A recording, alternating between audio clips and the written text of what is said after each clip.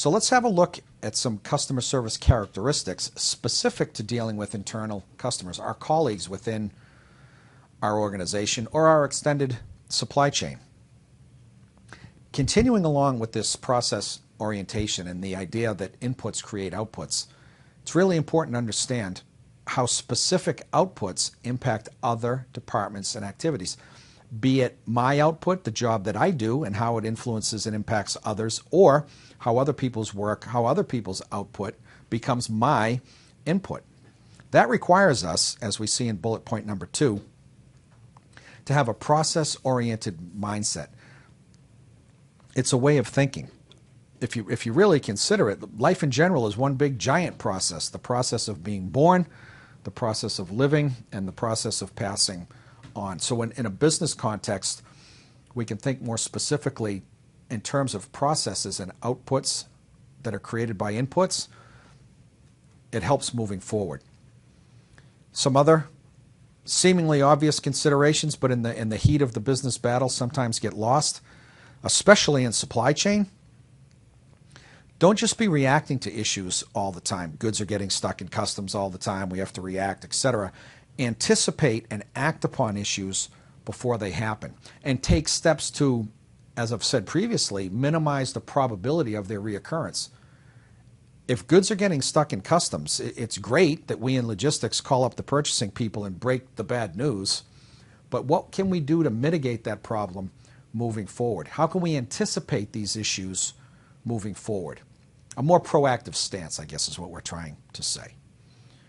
In supply chain, it's all about living up to commitments, whether they're delivery commitments or cost commitments or something as simple as getting an email back to somebody by noontime. We, when we're dealing with our internal customers, have to live up to our commitments simply by looking at it from the perspective that our internal customers are more than likely making commitments to somebody else based on what we're telling them. And if there is bad news, deliver it early. The worst thing is for a colleague to find out about some bad news that we were responsible for from someone else, like a customer, for example. So not pleasant, but deliver that bad news early. Global supply chain management, at the end of the day, from a customer service perspective, is about sharing knowledge and experience. What we know about logistics, what we know about purchasing, what we know about customs regulations in China. Share that information. Don't hoard information, share it. You'll become more valuable to an organization by sharing as opposed to keeping information to yourself. One thing I've always considered or demanded of myself in the business world is to really be on the lookout for how I, as a manager, waste other people's time. Assignments that have no meaning, meetings that were ill-organized or poorly prepared for. Always be on the lookout to not waste other people's time. Always follow up. Simple stuff, timely responses to emails and phone calls. Here's another pet peeve. If you're in your office or have access to your phone, don't send it straight to voicemail. Answer the phone. Because if supply chain is about timeliness on the end of the phone is really quite important.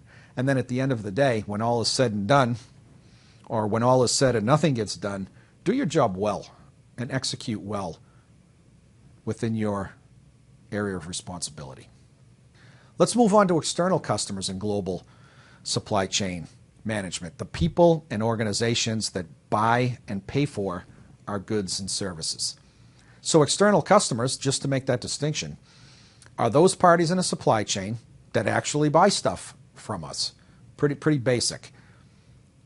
The expectations of external clients are driven by the nature of our product and how it is sold. This is really important today with the advent of online sales and what's referred to as omni-channel, something that we've mentioned previously. There are just different ways to buy and sell goods, as we see in our last bullet point. So things like traditional B2B sales. I sell industrial cleaning products and I go visit my customers and take orders and call them into the warehouse and they get delivered. That's traditional B2B, business to business sales. Well, today, it's really quite easy to engage in that exact same activity, buying industrial cleaning products online without any human intervention. B2B online sales. How about traditional retail sales? We go to a store and we buy a product. Or, to the extent today, is B2C, business to consumer, where we as individuals can go online and buy any multitude of products from any variety of countries around the world. So how we deal with customers, external customers, is going to depend on the business model and that supply chain. And then the last one, to reiterate, is omnichannel, which simply recognizes that customers, be they B2B customers or B2C customers, have a variety of ways to buy, pay for, return, and exchange goods. So I can go online and order a flat screen TV and go pick it up at the store myself, so I don't have to pay for the delivery. I can buy goods online and return them to a store. I can do any variety of things. That's omni-channel. The customer service element, as it relates specifically to external customers, has to consider all of these potential means through which people can buy, pay for, return, and exchange merchandise. So let's talk a little bit about customer service design, which again would imply a process, the design of a process. Traditional B2B sales, as defined in the previous slide. So customer service really starts, if you think about it, with the first contact by the salesperson.